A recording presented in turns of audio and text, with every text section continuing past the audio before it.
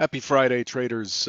It is 8:02 a.m. Chicago time on a nice, potentially sunny day today here in Chicago. 9:02 Eastern. Thanks for joining me on another Friday broadcast here of the Trader Bite. Derivatives trading involves substantial risk of loss. It is not suitable for all investors. Past performance is not necessarily indicative of future results. The market stance this morning is bullish. Crude oil's higher by 23 cents on the May contract, trading 47.93.94. The high is 48.12, followed by the E-mini Russell. It's up 4.9. The laggard today is the Euro stocks down 12 points, about 0.36%, followed by gold. It looks like the market's allocating to risk this morning, but not by far. Not seeing any big percentage changes from yesterday's close. Overall, there's not much going on other than this unfortunate circus that we have for government and politics, not just in the U.S. but globally. The market is looking at what they're calling the Trump trade, which is now contingent upon this health care bill passing today, which was delayed yesterday. There was an ultimatum set out by Trump himself, stating that if it does not pass today, that he would keep Obamacare. Although I don't think he has that. I don't think it's his call. But the European PMIs beat again. With regards to this healthcare thing, the time could be set for a vote at any point today, and it could affect how things play out. European PMIs beat. Came in at 56.7, best reading in almost 6 years. The Russian central bank cut rates 25 basis points to 9.75% as it sees inflation declining. Other than that, not much, not much going on. Other than as far as the U.S., we got durable goods that came in fairly strong this morning. 1.7 versus 1.3. Durables X transports 0.4 versus 0.6. Yes, it is. Politics has been a circus for at least 15 years. Continues to be. That's an opinion, not fact. What are we expecting for the rest of the day? 9:45 Eastern. We're looking for U.S. Services PMI for March 54.0. Also at the same time, U.S. Manufacturing PMI preliminary. Both numbers are preliminary, 54.7 for March as well. There's nothing else. Fed Speaker Evans spoke about an hour ago. Currently, Fed Speaker Bullard's comments are coming across the wire, being released here at 9:05. And then at 10, we have Fed Speaker Dudley. And that pretty much wraps up our day. Expecting it to be a fairly muted trade today. Let's switch gears here and have a look at what we expected yesterday. The primary hypothesis yesterday, we were opening right in the middle of value, in the range in the middle of value, and the expectation is for the market to start turning up. As I drew here, let me change colors real quick. Yep. As I drew here, the expectation is for the market to have done its continuation and then to start its corrective move. And the goal yesterday was 2360. 2360. The high yesterday was 2356. This is a plan that ended up working out, but it didn't quite push to 60. It held up at 56, 60 being the MC point of control in the area, and has several confluences at its spot. But 56 actually was expected to be was expected to provide some initial resistance. It is the midpoint. It is the midpoint of the swing down. I'll show you that in a minute. The secondary hypothesis was for the market to attempt up, fail to find buyers, and then to move down to the lower end of the prior day's range, but hold in range. That did not happen. Here's what actually happened.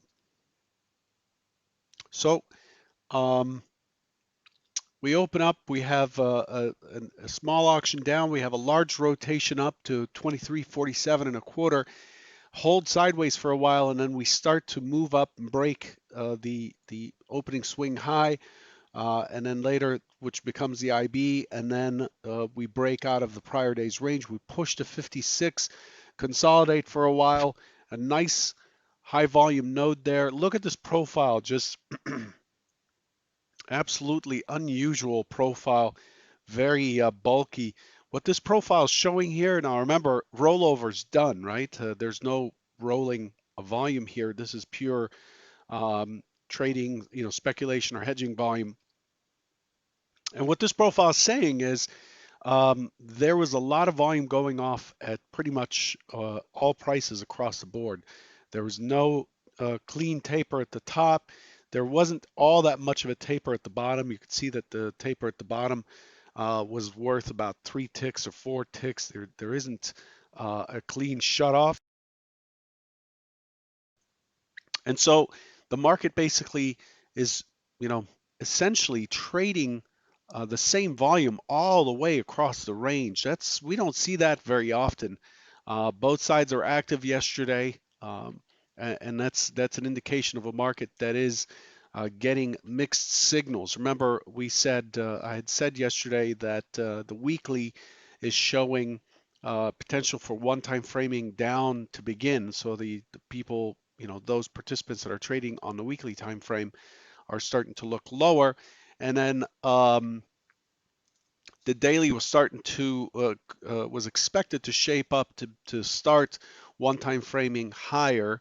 Overall, despite the sell-off, there is some disagreement here in price, and we see it in the profile very clearly in terms of volume being heavy across much of the range. And so, anyway, that's what happened yesterday. Uh, we ended up going neutral on the day, so we ended up pushing down, up, holding the middle, pushing up, back to the middle, failed the attempt at a high, and then pushing lower, and then finishing near the lows. So the expectation overnight was for this to continue a little bit lower, and it wasn't able to accomplish that. And so overall, the market has risen in the overnight session, uh, but it's a two-way fight here, and it's likely to continue into today's session. I drew a fib here from the high of the sell day on Tuesday to the low that was put in on Wednesday. The midpoint of that is 55.75. The high is 56.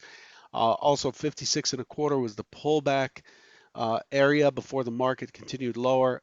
55 half, 56 also represents some confluence with prior lows and MC levels. So this area was expected to provide some resistance, but I was looking for it to pull back and continue higher. The move here seemed to be on news.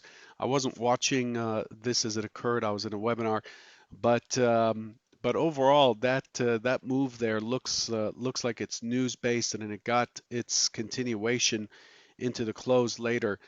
So I expected it to come back. Actually, I expected the market to bounce right back and continue its auction to finally get to 2360, but it just could not muster up enough buyers to be able to do that.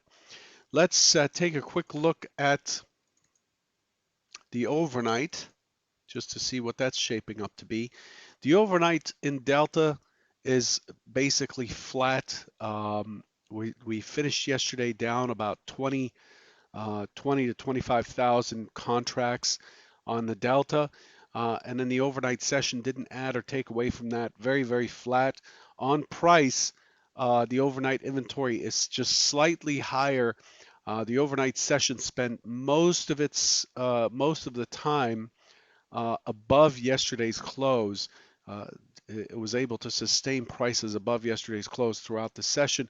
And currently we're trading against the point of control, and we are approaching the mid from below.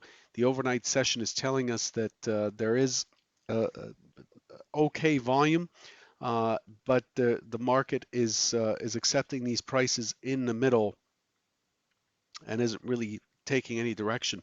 The volume overnight's 129,000 or so, there's nowhere for it to go. Quick look at what we've accomplished this week. This is a weekly profile chart. You could see us one-time framing up here, and then we finally broke that, and then we ended up reversing it last week. But this week had a really hard time. You could see this point of control here had a really hard time pushing through this really important zone. Oh, I cannot draw a rectangle very well. There you go. Uh, a, has a very clean and clear profile-based zone that it just could not break through this week, and that's where we dropped from. We attempted to push higher into the 56 yesterday, right up here. So we have a string of singles up here. But overall, it looks to me like the market is likely to visit 26 below, and then 23 is a key target below. That brings us down into this low volume node and this low volume node down here. Uh, that's what things are looking like currently following yesterday's action. It's not able to sustain higher prices. Buyers are not able to step in and push higher. So right now we're trading in value, in range, in value, in the middle of the value area, almost like yesterday, but to the sell side. The expectation this morning, the primary expectation for this morning. Oh, just a quick step back here, just to see where the volume went yesterday. I like to walk the profile forward. You can see if you watch how this volume builds up, it gives you an idea for any given day where the market saw value or where the market traded the most. And you can see here that it attempted to trade higher, but overall, all it did is it just basically filled in this area right here. It wasn't able to trade below the point of control. Still seeming a little bullish yesterday until the close, but overall, it didn't accomplish very much yesterday, other than to gain more energy for the next move. So for today, for the hypos, I'm looking at. Let me kill this fib here. It's no longer useful. We've already tested the mid. I'm looking at the a strong potential for good resistance above. I'm expecting it to open an open auction in range again, because we are in value. I'm expecting it to push. I'm looking for an attempt at the 2350, and I'm looking for sellers to step in. Initial push to 2340, and then a likely continuation before it sits sideways for the rest of the session, given that it's Friday. That's the primary um, that's the primary hypothesis for today. So the main trade I'm going to be looking for is, choppy open. So sit on your hands, wait for it to play out. Let's see who steps in. And once buyers step in for Hypo 1, I'm looking for how do the buyers accomplish their price discovery, or how easily do they move up? What is happening as the buyers move the market up and auction up? Are sellers stepping in and hitting that bid and creating resistance? And in this case, I would be looking for, again, initial resistance in that 2350 area, in that cluster that we left behind yesterday, right here. Um, I'm looking for resistance there. The last line of defense is right there for the sellers, up at 2353 or so, 2352. I'm looking for a reason to sell, and then once the sell trade is on, I'm looking for a rotation back down to 2340 as the initial target. Pull back to the opening swing. A pullback, the opening swing will be somewhere around here. Pull back into the opening swing in the open. If that holds, then I'm looking to either add or hold for a continuation down to 2338 as a target. Then I'm expecting it to go dead into the afternoon session on Friday. That's the primary hypothesis.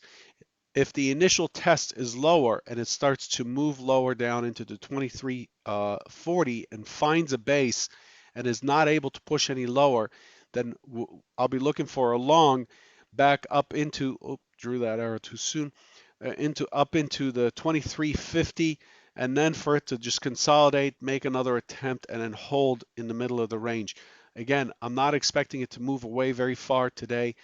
Fridays after big weeks like this week tend to not move anywhere. They tend to kind of sit sideways as the market kind of takes its positions and balances out for the weekend. That's what I'm looking at for today. Hopefully that's something you can use. Hopefully you're making your own plans. Again, the goal here is not to guess exactly what the market's likely to do. The goal here is to decide what is your primary trade bias, what areas would you look to lean against to initiate a trade, and what areas, once you initiate a trade, what areas would you look to scale out at or target? And that leaves you with so much less to think about when it's time to execute, which is the main problem that I've seen people run into, and I ran into myself when I was learning, is trying to make all these decisions. You get this massive amount of decisions that are being made as you're supposed to execute. And it's not, that's the wrong time to be deciding. It's the wrong time to be looking at your flight plan once you have taken off. You've got to do it before takeoff so that you know how you're going to respond to weather patterns or whatever if you're a pilot, and chart out a course and know what is your emergency plan and so on and so forth. Trading is very similar to that. Good luck today. It is like Friday. Please do me the courtesy of finding the like button and hitting it. If you don't see a like button under the video, because you're seeing it in an embedded site somewhere, please hit the YouTube button at the bottom right and then go there and then hit like. It helps me out in the long run as far as services offered by YouTube that I can then turn over to you. Good luck, and I'll catch you on Monday. Take care.